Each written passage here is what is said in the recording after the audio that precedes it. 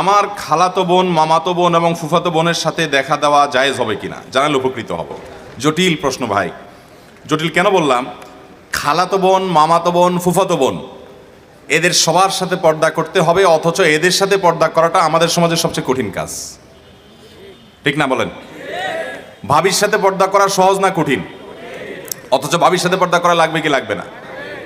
আমাদের সমাজে ভাবি এবং দেবর সম্পর্কটা, এটাকে দেখানো হয় এক ধরনের খুনসুটি করার রাইট, অধিকার আছে এই টাইপের সম্পর্ক হিসাবে।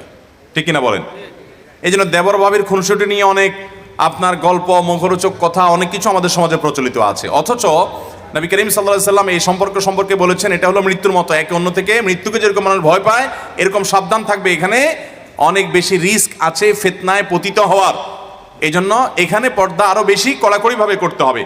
খালাতো বোন, মামাতো বোন, ফুফাতো বোন ছোট থাকলে তো ভিন্ন কথা, কিন্তু যখন তারা পর্দার আওতায় চলে আসবে তখন তাদের সাথে অবশ্যই পর্দা মেনটেন করতে হবে। পর্দা মেনটেন না করার কারণে তলে তলে কত গুনাহ, কত অপরাধ, কত জেনা, কত সম্পর্ক নষ্ট হচ্ছে, কত জটিল পরিস্থিতি তৈরি হচ্ছে, আমরা সেটা অনেকেই জানি না। বিধায় এই খালাতো বোন, মামাতো বোন, ফুফাতো বোনের সাথে পর্দা করতে হবে। ঠিক একই কথায় বোনদের ক্ষেত্রে প্রযোজ্য। তারা তাদের খালাতো ভাই, মামাতো ভাই, ফুফাতো ভাইদের সাথে এবং এর সাথে চাচাতো ভাইও যোগ করেন, তাদের সাথেও পর্দা মেনটেন করতে হবে এবং তাদের সাথে দেখা দেওয়া জায়েজ হবে না।